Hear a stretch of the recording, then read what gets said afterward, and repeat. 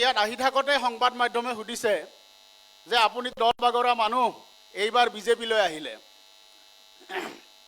মই এইবাৰ বিজেপিলৈ আহোঁতে মোৰ কোনো প্ৰাক্তন সতীৰ্থ, মোৰ কোনো প্ৰাক্তন একেলগে কাম কৰা মানুহৰ পৰামৰ্শলৈ অহা নাই। অসমৰ কোনো বুদ্ধিজীৱীৰ পৰামৰ্শলৈ অহা নাই। মই এইবাৰ ভাৰতীয় জনতা পাৰ্টিত যোগদান কৰিছোঁ মোৰ গাঁৱৰ ঘৰত কাম কৰা, বন কৰা বাইদেউগৰাকীৰ কথা মতে। মোৰ গাঁৱৰ মানুহৰ লগত কথা পাতি আহি আজি মই বিজেপি দলত যোগদান কৰিছোঁ। মোৰ অঞ্চলৰ প্ৰায়বিলাক উল্লেখযোগ্য মানুহৰ ঘৰে ঘৰে মই গৈছোঁ। যিসকলে মোক সৰুৰে পৰা শিক্ষাদান কৰিছিলে, মোৰ শিক্ষাগুৰুসকল, তেওঁলোকৰ ঘৰলৈ গৈছোঁ। সকলোৱে কৈছে যে তই বিজেপিলৈ যা। এনেইতো মানুহবিলাকে কথাটো নকয়। মোৰ ঘৰত যে বন কৰা, আমাৰ গাঁৱত বন কৰা মানুহগৰাকী, তেওঁ প্ৰধানমন্ত্ৰীৰ আৱাস যোজনাৰ ঘৰটো দিবলৈ যাওঁতে কোনো ৱাৰ্ড মেম্বাৰক তেল মাৰিবলগীয়া হোৱা নাই।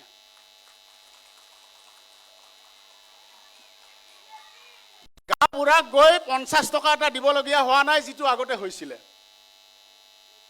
তেওঁৰ ঘৰত গৈ বিজেপিৰ কাৰ্যকৰ্তাই কাগজ পত্ৰ ৰেডি কৰি দিছে, তেওঁ ঘৰ পাইছে, তেওঁ অৰুণোদয় পাইছে। আজি বৃদ্ধ পেঞ্চন, বিধৱা পেঞ্চনৰ পৰা, প্ৰধানমন্ত্ৰীৰ আৱাস যোজনাৰ পৰা APSCৰ চাকৰিটোলৈকে 1 টকা নিদিয়াৰ পৰিৱেশ এটা হৈছে। মই কটন কলেজত পঢ়ি থকা দিনৰ পৰাই মই ছাত্ৰ ৰাজনীতিৰ লগত জড়িত।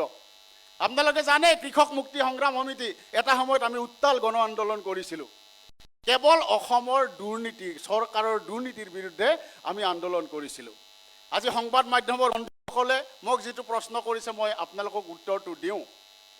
মই আজি ৰাতিপুৱা যেতিয়া ওলাই আহিছোঁ, মই অসমৰ প্ৰায়বিলাক বাতৰি কাকত পঢ়ি আহিছোঁ, আপোনালোকৰ টিভি চেনেলবিলাক চাই আহিছোঁ। চবতে দেখিছোঁ আজি কেৱল উন্নয়নৰ জয়গান। আজি নৰেন্দ্ৰ মোদী ডাঙৰীয়া আহিছিলে নহয়, সকলোতে কেৱল উন্নয়নৰ জয়গান দেখি আহিছোঁ।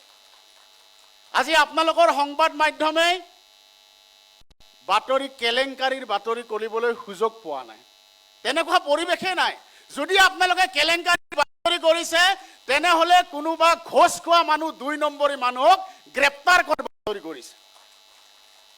চৰকাৰৰ 2 নম্বৰীৰ আপোনালোকে বাতৰি কৰিবলৈ পোৱা নাই। গতিকে উত্তৰটো তাতেই, মই কিয় বিজেপিত যোগদান কৰিবলৈ আহিছোঁ। আমি দীৰ্ঘদিন ধৰি দুৰ্নীতি বিৰোধী আন্দোলন কৰিছোঁ। আজি আমি যেতিয়া কটন কলেজত পঢ়ি আছিলোঁ, ছাত্ৰ ৰাজনীতিত জড়িত আছিলোঁ, তেতিয়াই আমি কিংবদন্তীৰ দৰে এটা নাম শুনিছিলোঁ, হিমন্ত বিশ্ব শৰ্মা। কিংবদন্তীৰ দৰে শুনিছিলোঁ। আপোনালোকে সকলোৱে জানে, লোকভাগ কৰিবলৈ একো নাই। আমি যেতিয়া গণ আন্দোলন কৰি আছিলোঁ, আটাইতকৈ বেছি কিজানি আন্দোলন কৰিছিলোঁ হিমন্ত বিশ্ব শৰ্মা ডাঙৰীয়াৰ বিৰুদ্ধে। এইবিলাকতো আৰু মিছা কথা কৈলে আপোনালোকে সকলোৱে জনা কথা। আৰু যিহেতু বিৰোধ আৰু সংঘাতেৰে আমাৰ সম্পৰ্কটো আৰম্ভ হৈছে, সেইকাৰণে মাননীয় হিমন্ত বিশ্ব শৰ্মা ডাঙৰীয়া প্ৰতিটো কথাই আমি পৰ্যবেক্ষণ কৰিছিলোঁ। প্ৰতিটো কথাই তেওঁ কেনেকৈ কাম কৰে, কেনেকৈ কথা কয়, কেনেকৈ গোটেই অসমখনক আগবঢ়াই নিয়াৰ সপোন দেখিছে, আৰু সেই সপোন সাকাৰ কৰিবলৈ কেনেকৈ তেওঁ দিনে ৰাতিয়ে কাম কৰিছে, এই কথাবিলাক অন্য বহুততকৈ আমি বেছি ভালকৈ পৰ্যবেক্ষণ কৰিছোঁ। এইকাৰণে যে তেখেতৰ লগত সম্পৰ্কটো আৰম্ভ হৈছিলে সংঘাত আৰু বিৰোধিতাৰ মাজেৰে। আজি মই কৈ থৈ যাওঁ, মোক যিমান ট্ৰল কৰে কৰক, মোৰ ক'বলৈ একো নাই। মই এটা কথা কৈ থৈ যাওঁ, অসমখনক যদি নতুন ধৰণে গঢ়িবলৈ হয়, সঁচা সঁচিকৈ যদি এখন উন্নত ৰাজ্য কৰিবলৈ হয়, প্ৰতিগৰাকী সমাজৰ আটাইতকৈ নিম্ন শ্ৰেণীৰ প্ৰত্যেকগৰাকী মানুহৰ যদি জীৱন ধাৰণ উন্নত কৰিব লগা হয়, তেনেহ'লে অসমৰ ৰাজনীতিত এটাই নাম আছে, ডক্টৰ হিমন্ত বিশ্ব শৰ্মা। তেওঁক বেয়া পাব পাৰি, তেওঁক বেয়া পাব পাৰে, অসমৰ ৰাজনীতিত তেখেতক কোনেও স্বীকাৰ কৰিব নোৱাৰে।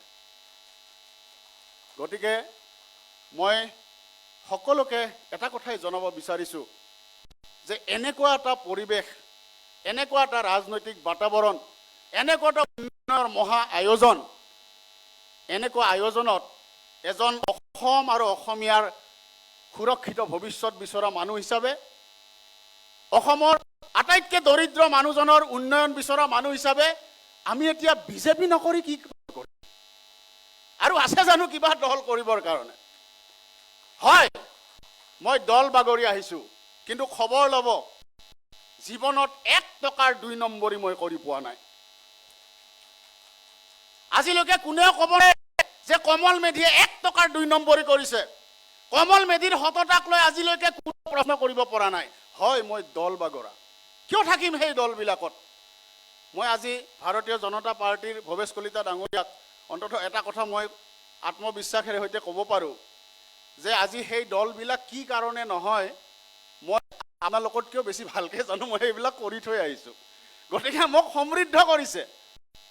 হয়, তাৰ নেতিবাচক আপুনি বাগধাৰা তৈয়াৰ কৰিব পাৰে, আৰু ইতিবাচকভাৱে চালে মই আজি সমৃদ্ধ হৈ আহিছোঁ। আৰু সেই সমৃদ্ধিৰে মই কোনো উচ্চাকাংক্ষা লৈ বিজেপিত যোগদান কৰা নাই। মোৰ ব্যক্তিগত সপোনবিলাক মই কেতিয়াবা একাষৰীয়া কৰি থৈ সিদ্ধান্ত লৈছোঁ যে মই বিজেপিত যোগদান কৰিম। মোক এজন অতি কাৰ্যকৰ্তা হিচাপে এটা অতি সৰু কাম দিয়ক, মই যদি সেই কাম ভাল ধৰণে কৰি দেখুৱাব নোৱাৰোঁ, তেতিয়াহ'লে আপোনালোকে ক'ব যে মই আগৰ যি মোৰ কাম কাজ তাক লৈ আপোনালোকে প্ৰশ্ন কৰিব। আজি হিমন্ত বিশ্ব শৰ্মা ডাঙৰীয়া, তেখেত নক্ষত্ৰ, আমিতো জোনাকী পৰুৱা, সৰু জোনাকী পৰুৱা, কিন্তু তথাপি আমাৰ নিজস্ব পোহৰ আছে, নিজস্ব স্বাভিমানেৰে আমি জীয়াই আছোঁ। সেইকাৰণে দল সলনি কৰিছোঁ।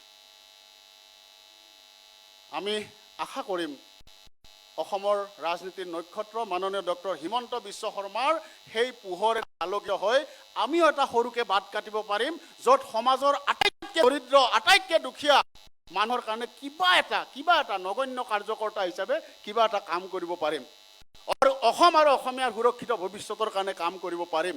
আমাৰ দেউতাহঁতে অসম আন্দোলন কৰিছিলে, অস্তিত্ব ৰক্ষাৰ আন্দোলন কৰিছিলে। আজি অসমত এটা এনেকুৱা ৰাজনৈতিক বাতাবৰণ হ'ল যে আন্দোলন নকৰা অসমীয়া জাতিৰ আজি অস্তিত্ব ৰক্ষা পৰিছে।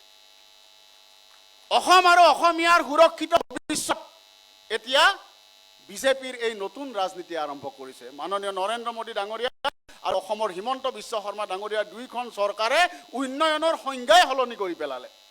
সেইকাৰণে মই বিজেপি দলত যোগদান কৰিছোঁ। সকলোলৈকে ধন্যবাদ। আশা কৰিম মোৰ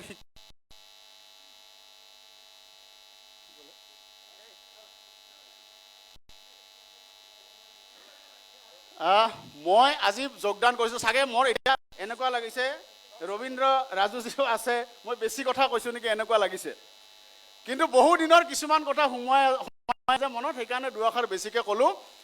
মই আজি যোগদান কৰিছোঁ, আজি সদস্যপদ লৈছোঁ। বিজেপি নামৰ এই প্ৰশান্ত মহাসাগৰত এটা মাত্ৰ জলকণিকা হিচাপে আজি মই আপোনালোকৰ পৰিয়ালত চামিল হৈছোঁ। মোক শিকাই বুজাই লওক, আপোনালোকে শিকাই বুজাই লওক, আপোনালোকে মোক জনা বুজা হোৱাৰ এটা সুবিধা দিয়ক। মই সাংঘাতিক কিবা বিৰাট জানি আহিছোঁ এনেকুৱা নহয়, কিন্তু এটা কথা খাটাং, এটা সৎ লৈ আহিছোঁ আৰু ইমান বছৰে সততাৰে জীৱনটো কটাইছোঁ। মোক ভাল ধৰণে আগবাঢ়ি যাবলৈ দিয়ক। সৰু কামেৰে, ডাঙৰ কাম নালাগে মোক। আপোনালোকক মই দেখুৱাই দিম যে মই কিমানলৈকে সততা কাম কৰিব পাৰোঁ। ধন্যবাদ সকলোলৈকে। আৰু পৰৱৰ্তী সময়ত যেতিয়া মই কথাবিলাক শিকি নিশ্চিতভাৱে আপুনি কোৱাৰ দৰে কথাবিলাক ক'ম। ধন্যবাদ।